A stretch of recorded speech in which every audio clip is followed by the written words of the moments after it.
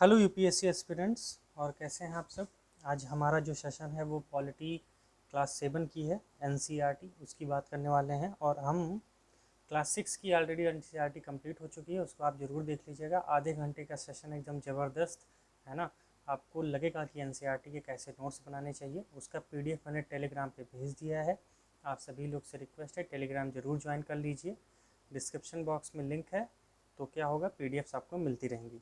तो चलिए आज की बात करते हैं। क्लास 7 की एनसीईआरटी है पॉलिटी, ये हमें क्या सिखाना चाहती है और यूपीएससी के लिए क्या इंपॉर्टेंट है, इस पर बात करेंगे। ठीक है, चलिए आइए शुरू करते हैं। देखिए, सबसे पहले इसका नाम ही है सामाजिक एवं राजनीतिक जीवन 2। तो पहली कौन सी थी, क्लास 6 की, और पार्ट 2 इसी का है, सामाजिक एवं राजनीतिक जीवन 2। पॉलिटी है, एनसीईआरटी है कक्षा 7 की। ठीक, अब देखिए कुल मिला के ना इस एनसीईआरटी में 5 इकाइयों में इस पूरी किताब को बांटा गया है। पहली इकाई है जिसका नाम है भारतीय लोकतंत्र में समानता। दूसरी इकाई है राज्य सरकार। तीसरी है लिंग बोध जेंडर। और अगला है संचार माध्यम क्या होंगे। और अगला है बाजार। तो ये 5 इकाई जो हमें पढ़ना है।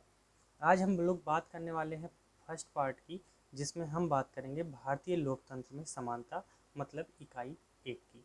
ठीक, काफ़ी इम्पोर्टेंट है। और हम क्या करेंगे, इसको 2 से 3 पार्ट में लेकर आएंगे क्योंकि थोड़ी सी बड़ी है पिछले 6 के मुताबिक। और थोड़ा सा क्या है ना, इसमें थोड़ा सा डायमेंशन अलग है, तो उन्हीं सभी डायमेंशंस को हमें अच्छे से समझने की ज़रूरत है। तो चलिए आइए बात करते हैं यूनिट 1, जिसका नाम है भारतीय लोकतंत्र में समानता। देखिए, भारतीय लोकतंत्र इसका मतलब क्या हुआ कि हम एक लोकतांत्रिक राज्य हैं। इस वजह से हमारे अंदर लोकतंत्र के अंदर समानता का बहुत बड़ा भाग होता है, जिसको क्लास 7 की एनसीईआरटी में बहुत अच्छे से समझाती है। तो वो क्या कहती है, देखिए, शासन ने समानता को स्थापित करने के लिए संविधान के प्रावधान का पालन करता है।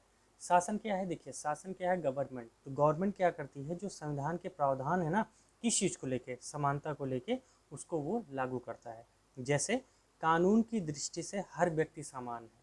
ठीक, ये कौन सा आर्टिकल है, आर्टिकल 14। ठीक, कि कानून के समक्ष समता, ये हमारा आर्टिकल 14 कहता है। इस बात को ध्यान रखना है। अब आगे, किसी भी व्यक्ति के साथ उसके धर्म, जाति, वंश, जन्म स्थान और लिंग के आधार पर भेदभाव नहीं किया जा सकता। ये साफ साफ क्लास 7 की एनसीईआरटी हमें बताती है। ठीक, अगली बात कहती है हर व्यक्ति सार्वजनिक स्थानों पर जा सकता है। देखो, हर व्यक्ति सार्वजनिक स्थान पर जा सकता है, ये कहीं ना कहीं आपको मूल अधिकार के कंटेंट से ही मिल रहा है। तो ये जो पूरी किताब बनाई गई है ना, वो कहीं ना कहीं उसका निचोड़ है। क्यों आपसे कहा जाता है कि एनसीईआरटी पहले पढ़ लीजिए, इसलिए कि ये सब शब्द आप सुन के जब ना लक्ष्मीकांत उठाएंगे तो आपको लगेगा यार ये तो मैंने पढ़ रखा है। तो वहाँ से जो आपका अनुच्छेद हैं उनको रिलेट करना बहुत ईजी हो जाएगा। तो एक बार इसको करिए, फिर हम लोग एम लक्ष्मीकांत की बात करेंगे। ठीक है, चलिए अगला है अस्पृश्यता का उन्मूलन कर दिया गया है, जैसा कि अनुच्छेद 17।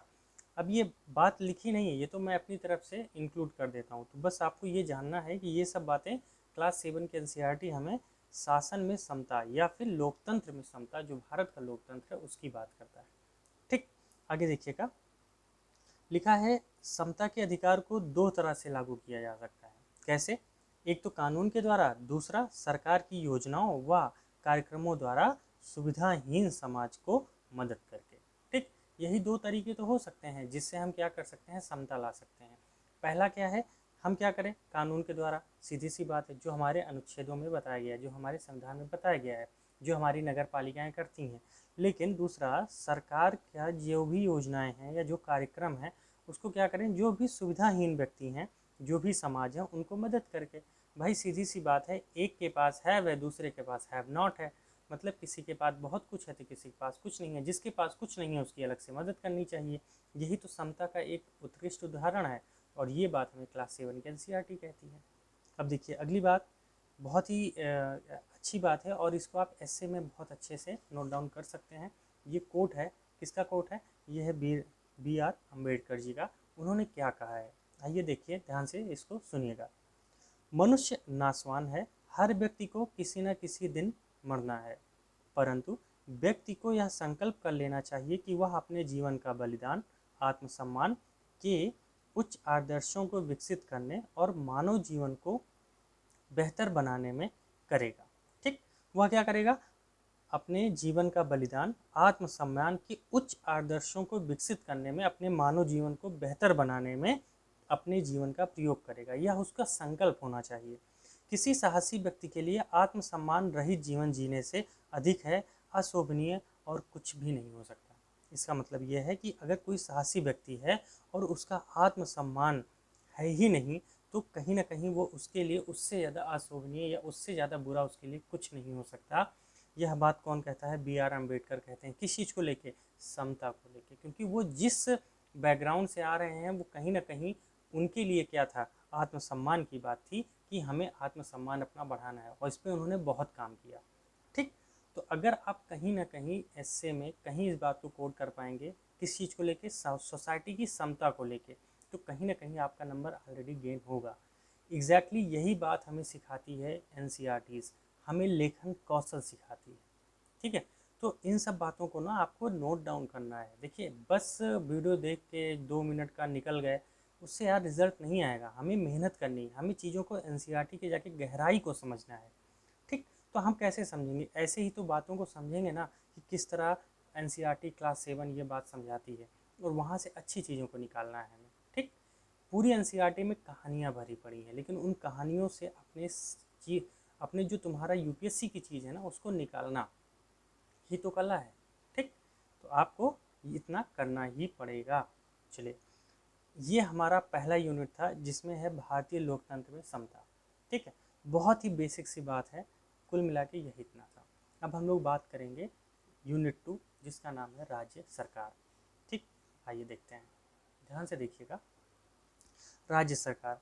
अब स्वास्थ्य में राज्य सरकार की भूमिका, ये चैप्टर का नाम है। राज्य सरकार यूनिट है, इसमें 2 चैप्टर है।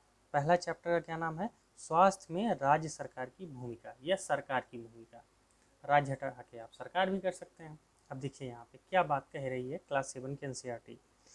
अब एक क्वेश्चन है वहाँ पे, मुझे ना बॉक्स में एक दिखा, और वह क्वेश्चन ना यूपीएससी सीधा वहीं से क्वेश्चन बना सकती है। क्या क्वेश्चन बना सकती है? देखिए, भारत में प्रायः यह कहा जाता है कि हम सबको स्वास्थ्य सेवाएं प्रदान करने में असमर्थ हैं। अब देखिए, भारत में प्रायः यह कहा जाता है कि हम सबको स्वास्थ्य सेवाएं प्रदान करने में असमर्थ हैं क्योंकि सरकार के पास पर्याप्त धन और सुविधाओं का ना होना है। चर्चा कीजिए। अब आप ये बताइए, क्या आपके पास ऐसे मुद्दे होंगे जब आप ये कहेंगे कि नहीं ऐसा नहीं है, हाँ ऐसा है? दोनों बातों को लेके सम्मिलित होकर आगे बढ़ना है, यही आंसर राइटिंग की कला है, और यही क्लास 7 की एनसीईआरटी सिखा रही है कि भैया ये बताइए, भारत में हम प्रायः यह सुनते हैं कि हमारे पास सबको स्वास्थ्य सुविधाएं देने का अवसर नहीं है। क्यों? क्योंकि सरकार के पास धन और पर्याप्त सुविधा नहीं। ऐसा है भाई? अगर ऐसा है तो अपनी बातों से प्रमाणित कीजिए। तो आगे देखते हैं एनसीईआरटी क्या कहती है। देखिए, मैंने एक तरफ समाधान लिखा है और एक तरफ समस्या लिखी है। ये क्लास 7 की एनसीईआरटी से ही मैंने उठाया। यहाँ से आप कुछ चीज़ें बहुत अच्छी नोट कर लीजिए, तो क्या होगा, आपको ना आंसर राइटिंग करने में थोड़ा सा मदद तो मिलेगा। जैसे नंबर 1, संसार भर में भारत में सर्वाधिक चिकित्सा विश्वविद्यालय हैं, महाविद्यालय जिसे कहा जाता है, और वह सबसे अधिक डॉक्टर तैयार किए जाते हैं। अब देखिए, ये हमारी खासियत है। आप कहेंगे कि नहीं ऐसा नहीं है, संसार भर में भारत में सबसे सर्वाधिक चिकित्सा महाविद्यालय हैं, और ये क्या करते हैं, डॉक्टर की पढ़ाई कराते हैं, और सबसे ज़्यादा डॉक्टर हमारे यहाँ से होते हैं। लेकिन समस्या क्या है? अधिकांश डॉक्टर शहरी क्षेत्र में बसते हैं, जिससे बड़ी आबादी अच्छे स्वास्थ्य चिकित्सा से दूर है। अब आप खुद सोचिए ना, क्लास 7 के एनसीईआरटी में ये तर्क और वितर्क दिया है, यहीं से हमारी आंसर राइटिंग की शुरुआत होती है। आप ये क्वेश्चन लीजिए और इसको लिखने की कोशिश ज़रूर कीजिएगा। ठीक, अब अगली बात देखते हैं। देखिए, अब यहाँ क्या है, दूसरा पॉइंट क्या कहा जा रहा है, ध्यान से देखिए। 1950 में केवल 2717 अस्पताल थे, 2017 में बढ़कर 23,883 हो गया है। अब आप सोचिए ना, ये फैक्ट आपको मिला, डेटा मिला, आप इसको 2022 के हिसाब से अपग्रेड कर लीजिएगा। ठीक है, ओके। आइए आप आगे, यहाँ क्या कह रहा है, भारत में प्रतिवर्ष 5 लाख लोग टीबी से मर जाते हैं। स्वतंत्रता प्राप्ति के बाद अभी तक यह संख्या में परिवर्तन नहीं है। अब आप खुद सोचिए, हमने अस्पताल तो बना लिए, क्या अस्पताल में मरीजों का इलाज उतना कर पा रहे हैं हम? हमने अस्पताल तो बना लिए, क्या सबको उतनी सुविधाएं दे पा रहे हैं हम? तो आपने क्या किया, एक तरफ समाधान लिखा लेकिन दूसरी तरफ समस्याएं भी लिखी। नहीं, हमने समाधान किया लेकिन समस्या अभी भी विद्यमान है कि नहीं? चलिए तीसरी बात, भारत में विदेशों से बहुत बड़ी संख्या में इलाज कराने आते हैं। भारत में कुछ अस्पतालों की तुलना संसार के सर्वश्रेष्ठ अस्पतालों से की जा सकती है। अब आप खुद सोचिए, क्योंकि हमारे पास चिकित्सा प्रणाली तो बहुत अच्छी है और हम क्या करते हैं, अपने अस्पतालों को विश्व के सर्वश्रेष्ठ अस्पतालों से तुलना करते हैं। इतनी अच्छी हमारी स्वास्थ्य प्रणाली है, लेकिन हम सबको पीने का स्वास्थ्य पानी उपलब्ध नहीं करा रहे हैं। संचारणीय बीमारियां पानी के द्वारा एक दूसरे में लग जाती हैं, इस वजह से बीमारियां और फैल रही हैं। अब देखो आपने क्या किया, बहुत सारे अस्पताल बना लिए, बहुत सारे लोगों का इलाज कर लिया, वर्ल्ड क्लास हॉस्पिटलिटी बना दी, लेकिन समस्या क्या है, पानी ही स्वच्छ नहीं दे पा रहे हैं। जब पानी ही स्वच्छ नहीं है तो सीधी सी बात है, ज़्यादा लोग बीमार होंगे, और ज़्यादा लोग बीमार होंगे तो ज़्यादा डेथ होगी और ज़्यादा बीमारियाँ फैलेंगी, है ना?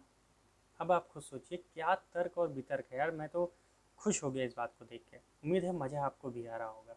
अगली बात, भारत विश्व का दवाइयाँ निर्मित करने वाला तीसरा बड़ा देश है और यहाँ भारी मात्रा में दवाइयों का निर्यात होता है। निर्यात मतलब एक्सपोर्ट करते हैं।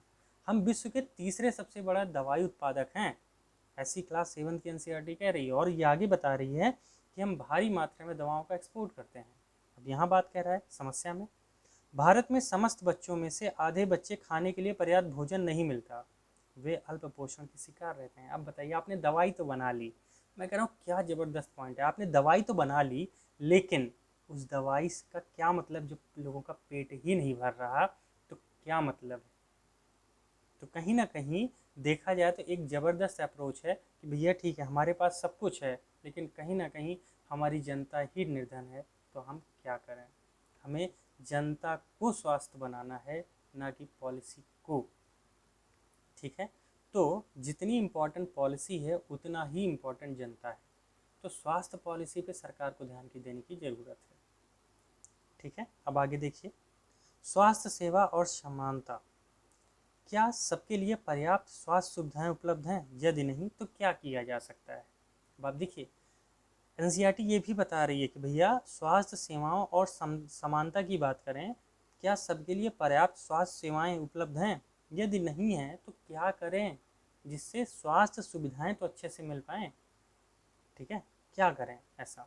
अब देखिए, ये जो पॉइंट है ये मैंने वहाँ से निकाला है और वहीं से मैंने ये चीज़ें निकाली है। ये आपको एनसीईआरटी में एग्जैक्ट नहीं मिलेगा, लेकिन आपको एनसीईआरटी का यूज कैसे करना है ना, ये आप सीखिए।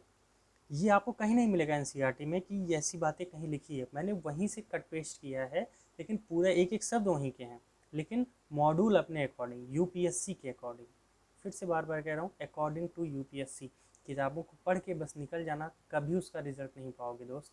क्या करना है, उसको बार बार अपने अकॉर्डिंग बनाना पड़ेगा। ठीक है, चलिए अब आइए देखते हैं आगे क्या कह रहा है। नंबर 1, ध्यान से देखिए, अगर भाई सीधी सी बात है, अगर पर्याप्त सुविधाएं उपलब्ध नहीं है तो क्या किया जा सकता है? नंबर 1, सतत विकास लक्ष्य 3, उत्तम स्वास्थ्य और खुशहाली, ये हमारा टारगेट है। यह सरकार का उत्तरदायित्व है कि वह अपने सब नागरिकों को, विशेषकर गरीबों और सुविधाहीनों को गुणवत्तापूर्ण स्वास्थ्य सुविधाएं प्रदान करे। ये सरकार की क्या है, सीधी सी बात है, उसका उत्तरदायित्व है, उसकी जिम्मेदारी है। आगे 2 अनुभव आपके एनसीईआरटी ने बताए हैं और मुझे ये अनुभव, विश्वास करो, यूपीएससी के पेपर में अगर आया ना तो मुझे कोट करने में बिल्कुल हिचक नहीं होगी और ज़बरदस्त है। ये देखिए, पहला केरल का अनुभव क्या है, राज्य में पूरे बजट का 40% पंचायतों को दे दिया है। अब खुद सोचिए ना, क्या और कोई राज्य ऐसा है जो अपने बजट का 40% पंचायतों को दे रहा हो? यहाँ तो पंचायतें भीख मांग रही हैं कि कुछ दे दो भाई, ये हालात हैं।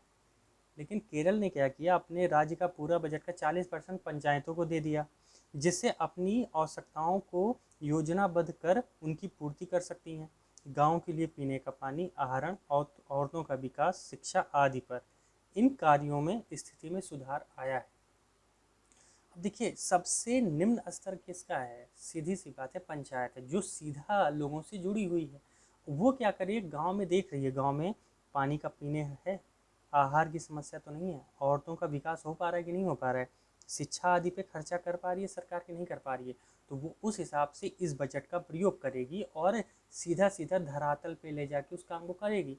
और सीधी सी बात है, हमने ऊपर क्या देखा, एनसीईआरटी बता रही है हमारे पास स्वास्थ्य सुविधाएं बहुत हैं, लेकिन हमारे यहाँ बच्चे ही कुपोषित हैं, उनको आहार ही नहीं मिल रहा, सबको स्वच्छ पानी ही नहीं मिल रहा, सबको टीबी जैसे रोग, संचारी रोग फैल रहे हैं। अब आप समझ रहे हैं ना। तो इसका सोल्यूशन यही हो सकता है कि केरल का किया जाए, सबसे नीचे के स्तर पे ले जाके आवंटित किया जाए और उनकी समस्याओं को देखा जाए। क्यों? क्योंकि पंचायत से कहीं ना कहीं आप भी जाके जुड़ेंगे। जब आप एक आईएएस ऑफिसर बनेंगे तो सबसे पहले आप विकास भवन में बैठेंगे।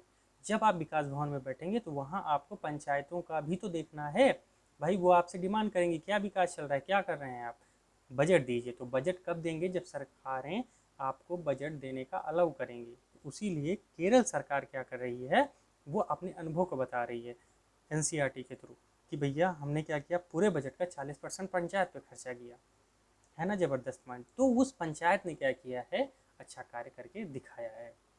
उसी तरह एक बात और है जो है कोस्टरिका का। ये मध्य अमेरिका का सबसे स्वस्थ देश है कोस्टरिका।